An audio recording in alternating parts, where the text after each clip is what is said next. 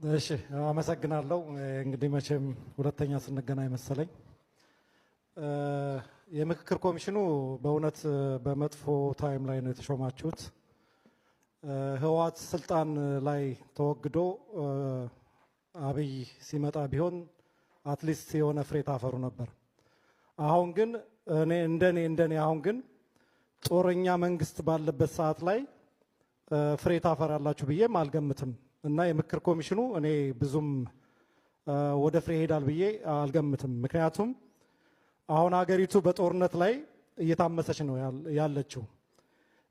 የሌላ ሀገር ወራሪ እንደመጣ ሁሉ በአማራው ላይ ድሮን፣ ጄት፣ እግረኛ፣ መድፍ፣ ታንክ የሀገሪቱን ጦር ሰራዊት እንዳለ አማራ ክልል አስገብቶ እየጨፈጨፈ ባለበት ሰዓት ላይ የምክክር ኮሚሽኑ ኢፌክቲቭ ይሆናል ብዬ አልገምትም።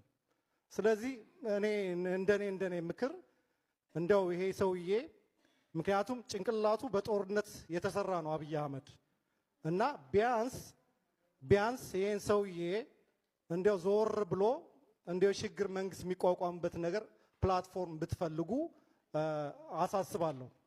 ሌላው ምንድነው እንደምታዩት ህወሓት ስልጣን ላይ በነበረበት ሰዓት ላይ በትግራይ ስም ተመድቦ ያው የትግራይ መንግስት ተብሎ በትግራይ ህዝብ ላይ ነበር ጥላቻ ሲነዛ የነበረው። አሁንም ቢሆን ትንሽ የግሩፕ እንደምታዩት እነ ሽመልስ አብዲሳ እና አዳነች አቤቤ እና አብይ የፖሊስ ኮሚሽነሩ አስር አለቃ ብርሃኑ ጁላ እነሱ ተጨማምረው የኦሮሞ ማህበረሰብ እያስጠሉ ነውና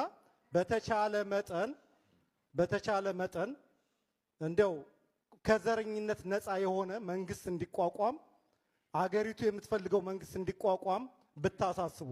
ይሄ ሰውዬ በምንም ነገር እስካለ ድረስ የምክክር ኮሚሽኑ ኤፌክቲቭ አይሆንም። ህዝብ እየተገደለ ነው ያለ። በኦሮሚያ ኦሮሞዎች እየሞቱ ነው ያሉት።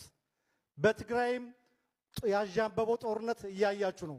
አማራ እየተጨፈጨፈ ነው ያለ። እኔ እውነቱን ነው የምናገረው። ሰላም ቢሆን ደስ ይለኛል። ኦሮሞ፣ አማራ፣ ከምባታ፣ ሀዲያ አንድ ቢሆን ደስ ይለኛል። ግን ይሄ ሰውዬ ጭንቅላቱ ማይንዱ የሚሰራው በጦርነት ብቻ ነው የሚሰራው አብይ አህመድ። ስለዚህ በተቻለ መጠን እኔ በእውነት ታሳዝኑኛላችሁ። እዛ ያላችሁት ለኢትዮጵያ ብዙ ነገር መስራት የምትችሉ ሰዎች ናችሁ። ስለዚህ በዚህ ሰዓት ወቅቱ አይመስለኝም ምክክር ኮሚሽን።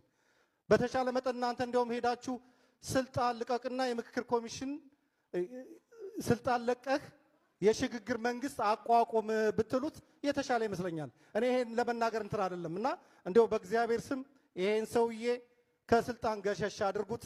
ለኦሮሞም አይጠቅምም። እውነቱን ልንገራችሁ፣ ለሁሉም ነገር አይጠቅምም። እኛ በአንድነት ነበር ስንታገል ነበር አሉ እዚህ የነበሩ የኦሮሞ ልጆች አሉ አብረን ስንታገል ነበር። ስለዚህ አብይ አህመድ ከስልጣን ይወገድ። ስቶፕ ጄኖሳይድ፣ በአማራ ያለውን ጄኖሳይድ ይቁም፣ ሰራዊቱን ያውጣ።